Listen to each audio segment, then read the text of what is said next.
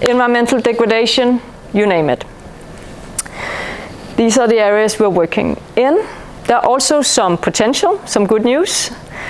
There is some community engagement, some benefits. It can be urban farming, home gardens. It can also be some waste collection. Here we have sort of intimistic one where you just pick bottles and glass and stock them somewhere, and sometimes a van will come over and take it up, and they earn some money. But we have some beautiful green space as well, mixed up in all this. We have biodiversity benefits, recreation possibilities, climate benefits, of course, and all the stuff that we know.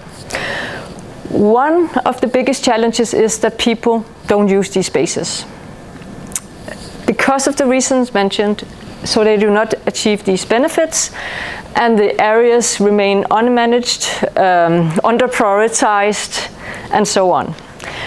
So the project one that I want to tell you a bit about is a photo voice research project by 2 of my master students. And how this plays out is that teaming up with a local photographer, there's some training in photography among the local school kids. They then go out to the green space, equipped with super cheap smartphones that we bought, take a bunch of photos, and then we ran this exhibition in the local community, and it seems to work really well. Here's sort of an instant reply from one of the students to one of my master students saying, "Thank you so much, guys, for everything. If it wasn't for you, we wouldn't have known the importance of green space in our community," and so on. So that's research project 1, which I will return to in a second. But first I want to tell you a bit about another project that I have been involved with, which is about combining poverty alleviation and ecological restoration. It's in a more rural setting. The idea is take some unemployed, poor community members, give them a job in restoring water catchments, primarily weeding invasive alien species, skills in terms of handling equipment, first aid, environmental education, and so on. So what I did in this project was to assess their different livelihood benefits in terms of social networking, income, what is it used for, and so on. So that's project number 2. Moving on from these 2 projects, I've just submitted one big proposal, and another one was submitted some time ago for sort of next phases, like how to advance these sort of projects further.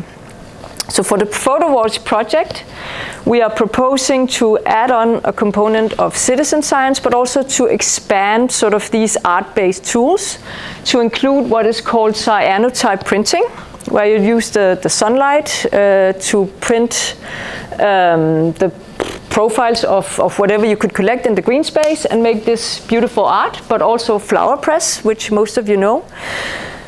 But doing this with the community, why not add a citizen science component where the kids actually learn about the species, how to identify them, make simple surveys, you know, just do the biologist's job and make that part of the research. That was research project 1. For the second one, same mindset. Have the workers, we have the settings, we have the areas, we know how many benefit it brings.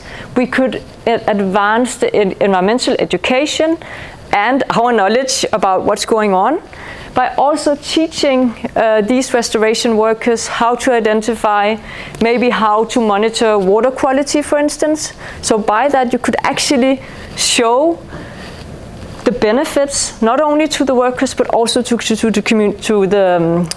the ecological infrastructure that they're actually trying to restore with all the benefits that it brings. So that was the 2 existing projects and how I wish to advance them.